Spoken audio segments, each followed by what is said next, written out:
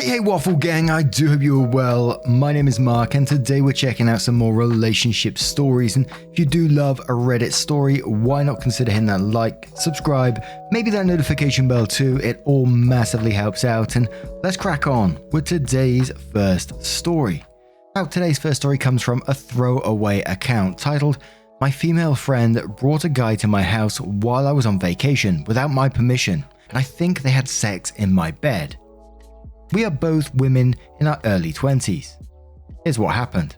Last month, my family and I went on vacation and asked this friend to water my plants while I was gone. For context, I live with my parents. She was my best friend of 12 years who I trusted deeply, and my parents trusted too, which is why I felt comfortable giving her access to the house. She would only have to come once, and she agreed to that. The day she stopped by, I asked her to video call me so I could explain how to get into the house and explain which plants to water and how to water them.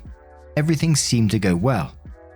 When I got home from my vacation, I noticed something weird about my bed. I noticed the bed had been remade and my pillows had been rearranged. My blanket, sheets and pillows smelled like male perfume, and I noticed there were short black hairs on my pillow. It seemed like a man had been in my bed. I felt deeply uncomfortable, but wasn't able to wash the sheets before bed, as I had just come home from the airport after a day of travel. It was late at night and I was exhausted. I slept in my bed as it was, feeling disgusted and violated to be surrounded by the smell of an unknown man. I was suspicious of her because she was one of the only people who had been in my house while the family was away. I also knew she was casually dating/sleeping with a guy who happens to have short black hair, and she had mentioned to me a couple of weeks prior to that they sometimes had trouble finding a time/place to have sex because she still lives with her parents. So well, there was a possibility they could have taken advantage of my space for that. I didn't think she would do that to me though. The only other people that had access to the house were two of my brother's female friends who were visiting from out of town and needed a place to stay. Long story short, I don't think they're lying, so I'm not focusing on them. A few days later, I text my friend explaining what I saw and asked her what happened. She admitted that she brought the guy she'd been casually dating with her when she came over and had him wait in my room while she watered the plants. Apparently, he went to sit on my bed and he kinda jumped on it and messed up the blankets and pillows, which was why they remade the bed. I didn't believe this. How hard did he jump onto my bed that it had to be remade? How did the smell get through the blankets and into my sheets? That's like 4 layers of fabric. If he only sat on it, how did he get hair on my pillow if he didn't put his head down on it? I told her that her story seemed inconsistent with what I saw, and that it seemed like a man had been in my bed.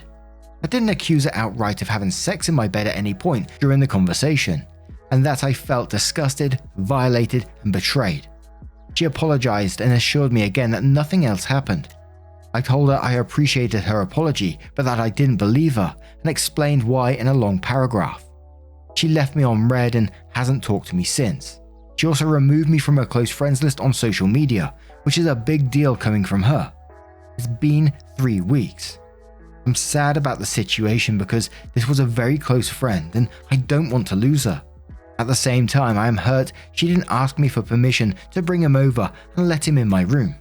Hid him from me over video call, didn't tell me about it until I asked her, and that she's probably lying about what really happened to my bed.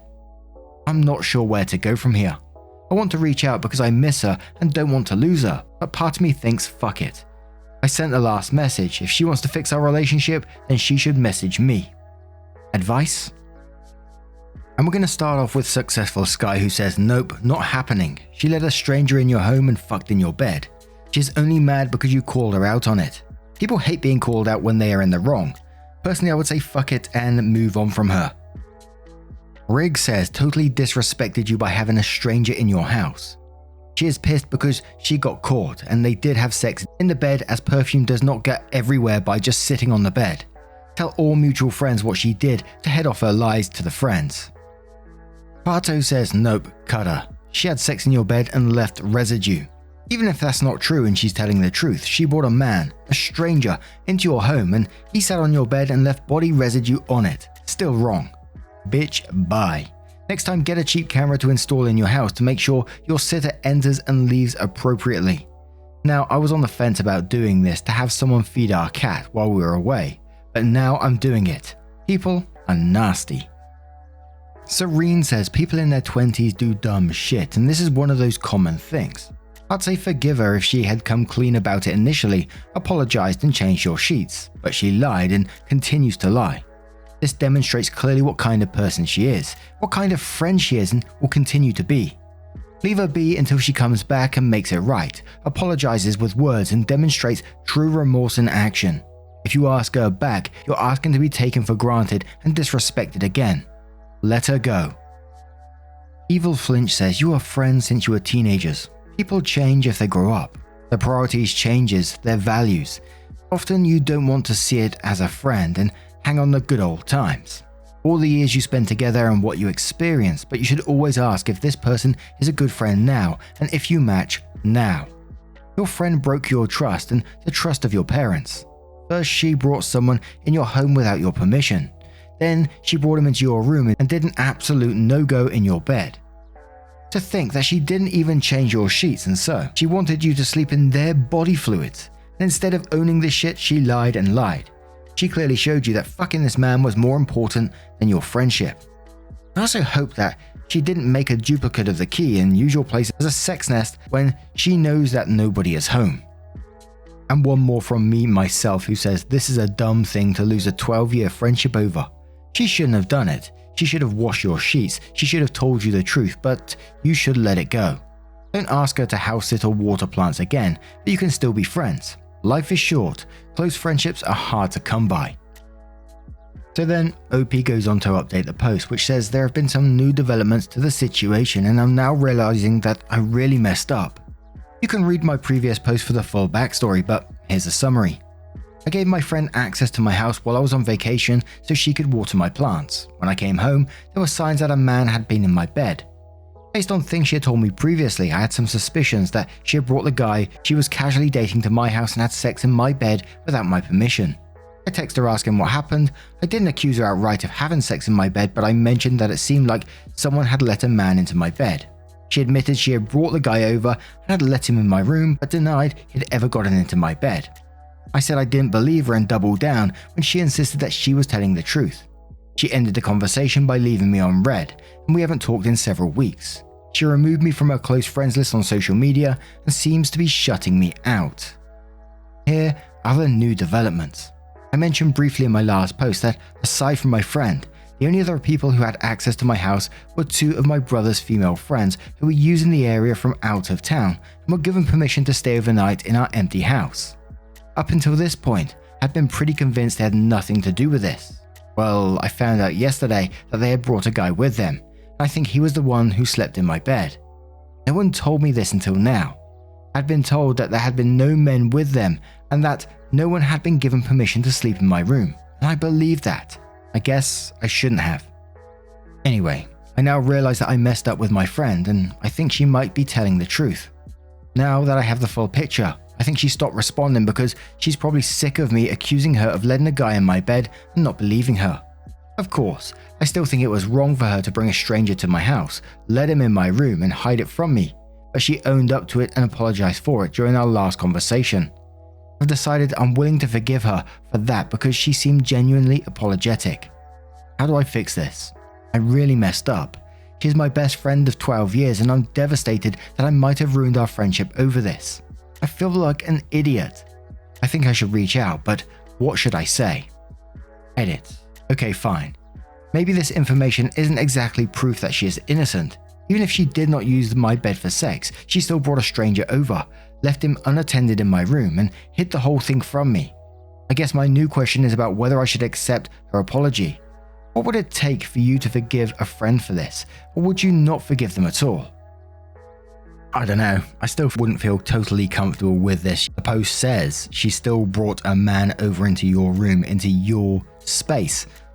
If I found out that someone had brought a stranger into my room and was sat there on my bed doing whatever, I certainly wouldn't be comfortable with that and be asking more questions. And it comes down to trust. Relationships, friendships, wife, husband, whatever, are built on trust. And I would certainly lose some trust towards that person because she tried to hide that fact from you. I'm not sure I'd always look at them the same way again. But what do you guys make of this one? How would you react? Let us know down in the comments below. And our next story comes from MacBook Couch, who says, sat down on my friend's MacBook and broke it. Offered to pay her the money for it, but now she wants more because she was upgrading anyway. So it's this or she will sue me in small claims court. I had some of my friends over at my house and one of my friends invited one of her other friends to come over. She had her MacBook on my couch when I sat on it and broke it. Since it was completely my fault, I offered to pay her the money for it and she agreed. She got it 3 years ago and it cost $2,200 at the time. I told her I'd wire the money in a week to her bank account. She's now emailed me saying that as per our conversation, she's expecting the $2,700 that I have agreed for.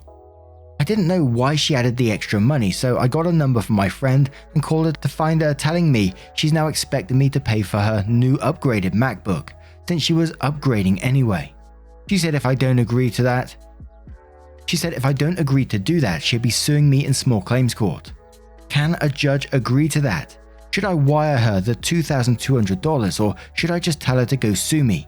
Location is California.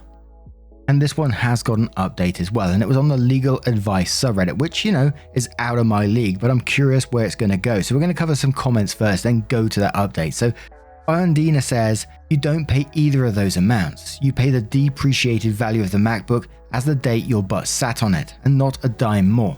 If she wants to upgrade, she can pay for that upgrade, and if she wants to sue, good luck to her. No judge is going to award her more than the MacBook was currently worth. Hugo Pan says, you're pretty nice to be given her $2,200 anyway. If she sued, she would likely only be entitled to the value of the computer at the time it was broken, not how much she paid for it 3 years ago. She's absolutely not entitled to $2,700 just because she wants something nicer. Gifling says, hold up. Is your ass made of molten lava and melted the computer? Did you do a 360 windmill body slam on it and obliterated all the working components? Was there an antimatter imprint on your pants that annihilated the MacBook? Or did you just crack the screen?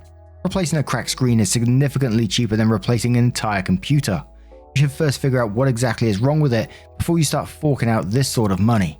Also, stop associating with this friend. And one more comment from R131313 who says, I would suggest that you probably don't even owe her the cost to replace the laptop, but rather the cost to repair it. Think of it this way. If you run into someone's car and cause somebody damage, the insurance company does not replace the vehicle, but instead they pay to repair it. Only if the car was totaled would it be replaced. A laptop screen, though expensive, is much cheaper than a new unit. Your obligation is only to put her back into position she was in before the incident, no more and no less. If you know the model of the laptop, talk to Apple and find out the cost to replace the screen. Offer her that much and no more. If she wants to take you to court and you have a quote for the screen, I can't see a judge forcing you to pay even the adjusted replacement cost for something that could easily be repaired. Also, I'm not sure if it would be covered, but it couldn't hurt to talk to your homeowner/renter's insurance company to see if your police would cover like an incident, assuming you have insurance. So OP comes in with an update on this one, which says, I went through every single comment from the 200 plus ones and I sincerely thank each and every one of you. I did some research specifically for repairing the screen for the MacBook and for her particular model. It's around $310 for the screen plus labor costs, so I wrote back saying that since she didn't accept my initial offer of $2,200, I'm withdrawing that offer and offering to pay for the repair cost. She sent me an email calling me a bitch and that she's going to take me to court. I got served a few days later and went to court. I told the judge I gave her 3 options to choose from. 1, either to write her a check for a brand new one which cost $2,200. 2, get her a refurbished one from Apple or a third party or even used, which would be around $1,400. Or 3, since the screen is the only thing affected here and it would cost around $300 plus money for labor. I printed out the email I sent her and the mail she sent back refusing, demanding the $2,700 and calling me a bitch and saying we'd go to court, plus screenshots for the price quotes from different websites for a new/refurbished and the screen fix for a particular model, and gave it to the judge. I also told him when I offered at the very beginning to get her a new one from the Apple store, and she said no, I want the money in cash. When I told her I'd give her $2,200 for a new one, She said okay, but later came asking for $2,700 because she wants to upgrade. I tried to show him how it's clearly visible that she's trying to take advantage of me. She gave the judge an attitude almost the whole time, which really pissed the judge off and helped my case, I guess. After listening to both of us, he ruled I pay 50% of the repair cost since she negligently left her laptop on the couch. So I'll only be paying not more than $200 to $250 for the whole thing. If it weren't for you guys, I would have paid $2,200 instead of around $200, and I honestly loved her look at the end as we walked out. Damn man, so OP was insanely generous to offer that $2,200, but just a mistake, and she still wasn't having it and wanted the money for an upgrade. Absolutely crazy. You know, there's a part of me where I know it's because I read way too many Reddit stories that's thinking, did she do that on purpose? Did she put that laptop on the sofa as you went to sit down or something, you know? I know that's an absolutely crazy theory, but at the same time, it probably wouldn't surprise me either if something like that did happen. And we're going to finish off with one more story from OKDisc5109 who says, am I the arsehole for telling my girlfriend the way she talks about her car is weird and embarrassing? I've, 25, been dating my girlfriend, 23, for about 9 months now. When she turned 21, her parents gave her a car and she decided to name it Angie. I learned all of this on our first date. When she said, Angie took me here, I thought it was odd but let it slide.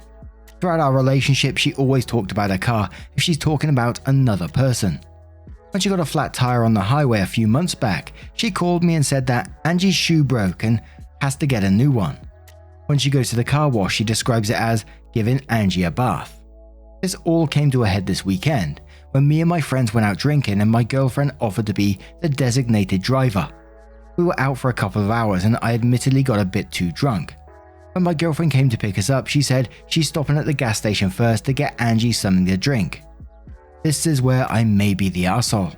I told her I think it's weird and embarrassing of her to talk about a car like that. It's a machine, not a pet or a kid, and that she should treat it like how a normal person would treat any machine. She got very quiet and refused to say anything for the rest of the drive home. She dropped off my friends and then drove to my apartment. I asked her why we weren't going back to hers, and she said she needed some time to think and told me to get out. She's been radio silent since then, and I'm starting to think I did something wrong. Am I the arsehole for what I said? And we'll start off with Crosshair Queen, who says everyone sucks here. You were kinda rude, but geez, the shoe and drink parts were kind of crazy. You two are mostly just not compatible though. Past the Popcorn says, I asked Sasha since she's my car and would have a better perspective on this. She said you're the arsehole. Sasha also said cars need gas because they are hungry, not thirsty. She thought it was important for everyone to know. Lizzie says you're the arsehole. Geez, just let your girlfriend enjoy her relationship with Angie. Are you jealous? How is she hurting anyone by being a bit silly when referring to her car? Yes, Jay says, there are always people who treat their environment differently to you. Either respect them and leave them to their perfectly acceptable choices or shut the fuck up. Everyone has quirks, and part of being a relationship is accepting and even loving those odd little behaviors and foibles. Trying to embarrass someone, anyone, in front of our friends is something no one should consider acceptable, however. It's just bullying, and it tells me she's definitely better off without you. If one of my friends did something like that to someone, I'd reconsider our friendship too. Being drunk is no excuse. Get a handle on yourself and apologize to her and Angie as publicly as you called her out. It doesn't mean she'll forgive you, but you might have some hope of becoming a decent human being. Yes, we cried when our first little van died. We still have his number plate on the wall. It's a natural human behavior to anthropomorphize the objects we form relationships with. A bad workman blames his tools. A good workman names them. You're the arsehole. Asking Alice says, just to clarify, your girlfriend supported you going out drinking with your friends. She was driving your drunk asses home. She didn't ask for gas money when stopping at a gas station. And to thank her for all these wonderful things, you called her weird in front of your friends and said she shouldn't do what makes her happy. You're a dumped arsehole. And one more from Glitter Sparkle Divine, who says people name their cars and treat them as more than machines all the time, and cars can absolutely have personalities too. When we were dating, my now husband named his car. I can never remember her name, but I think I blocked it out, and jokingly called her his first love. Being a sarcastic smartass, I teased him about it, and because of that, I swear the car hated me. The passenger side door would never open for me, but no one else ever had trouble with it. I came to hate her too, and may have cheered a little bit when she finally died on July 4th, which may or may not have anything to do with me picking that date for our wedding, a couple of years after we started dating. So what if your girlfriend is a little quirky? Why does it matter? It's not hurting anyone. You're the arsehole. Edit, Lucille. The car's name was Lucille. Wasn't there that film where a car gets particularly jealous of someone? Christine? Was it Christine? You guys have to let me know on that one. I'm pretty sure I'm probably messed up the name there. Red Car, I think it was. I remember seeing it once a couple of years back. Absolutely wild one. But what do you guys make of this one? Do you have a name for your own car? Do you think this is weird? Let us know your thoughts down in the comments below. Now, just a huge thank you from the bottom of my heart for getting involved in today's stories. Your love, support and time, not just to me, but towards the stories and towards one another, means the absolute world to me. So thank you so much for being involved, and hopefully I will see you in the next one. Take care, guys, and much love. Wake up, get up, stretch my legs, eat some breakfast, milk and eggs, brush my teeth up, wash my face, throw my clothes on, start my day. Wake up, I can smell the smoke from the bacon. Let's go, see the sun shining from the windows. Okay, I know that today